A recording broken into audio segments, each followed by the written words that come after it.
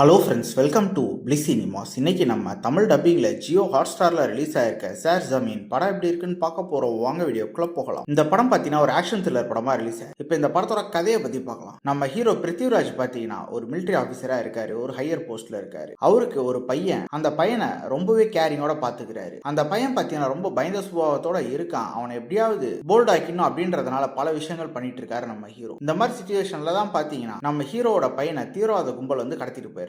கடத்திட்டு போனவங்க இன்னொரு தீவிரவாதியை விட்டாதான் உன் பையனை விடுவோம் அப்படின்றாங்க. ஆனா நம்ம ஹீரோ அதுக்கு மறுக்கிறாரு. இந்த மாதிரி சிச்சுவேஷன்ல அந்த பையனை கொண்டுட்ட மாதிரி காட்டுறாங்க. ஆனா அதுக்கு பல வருஷத்துக்கு அப்புறம் பாத்தீங்கன்னா அந்த பையன் திருப்பி ரிட்டர்ன் வரான். வரும்போது பாத்தீங்கன்னா அப்படியே போல்டா வரான். நம்ம ஹீரோக்கு ஒரு கட்டத்துக்கு மேல அந்த பையன் மேல டவுட் வர ஆரம்பிக்குது. அந்த பையன் ஏன் வந்தான், எதுக்காக வந்தான், கடைசியில என்னதான் ஆச்சு அப்படின்றது தான் இந்த படத்தோட மொத்த கதையே. இப்ப இந்த படத்தோட பாசிட்டிவ் பத்தி பார்க்கலாம். பாசிட்டிவ் தமிழ் டப்பிங் ரொம்ப நீட்டா லிப்சிங் கூட பண்ணி கொடுத்திருக்காங்க. ஸ்டோரி பிளாட் வைஸ் பாத்தீங்கன்னா ஒரு இன்ட்ரெஸ்டிங்கான ஸ்டோரி பிளாட் தான். ஆனா எக்ஸிகியூஷன்ல பயங்கரமா கோட்ட விட்டுருக்காங்க. பெர்ஃபார்மன்ஸ் வைஸ் பார்க்கும்போது பிருத்திவிராஜ் ஒரு நீட்டான பெர்ஃபார்மன்ஸ் கொடுத்திருக்காங்க. அதே மாதிரி காஜோலும் நல்ல ஒரு பெர்ஃபார்மன்ஸே கொடுத்திருக்காங்க. கேரக்டர் ரைட்டிங் வைஸ் பாத்தீங்கன்னா நம்ம ஹீரோ கேரக்டர் நல்லாவே எழுதிருக்காங்க. அவரை ஃபாலோ பண்ணாலே இந்த படத்தை பார்த்து முடிச்சிடலாம். படத்துல ஒரு ஆக்ஷன் போர்ஷன்ஸ் 1-2 ரொம்ப நல்லாவே ஒர்க் அவுட் ஆயிருக்குன்னு சொல்லலாம். மற்றபடி படத்துல காமிச்சிருக்க எமோஷனல் பாண்டிங்லாம் சுத்தமா நம்ம கனெக்ட் ஆகவே இல்லை. அது மட்டும் இல்லாம டெக்னிக்கல் ஆஸ்பெக்ட்ஸ்லயே படம் பிலோ ஆவரேஜா இருக்கு. சினிமோட்டோகிராஃபில ஓகேவா இருக்கு, இன்னும் பெட்டராவே பண்ணிருக்கலாம். சவுண்ட் எஃபெக்ட்ஸ் பிஜிஎமும் பரவாயில்லாம தான் இருக்கு. ஸ்கிரீன் பிளேஸ் பாத்தீங்கன்னா நம்ம பல படங்கள்ல பார்த்து பழக்கப்பட்ட அதே சீன்ஸா தான் எடுத்து வச்சிருக்காங்க. அது மட்டும் இல்லாம பல சீன்ஸ் நமக்கு ப்ரெடிக்டபிளாகவும் லேகிங்காகவும் இருக்கு. சுத்தமா படம் எங்கேஜாவே இல்லை, ரொம்பவே ஃபிளாட்டா போகுது. அதுதான் இந்த படத்தோட மிகப்பெரிய நெகட்டிவ்.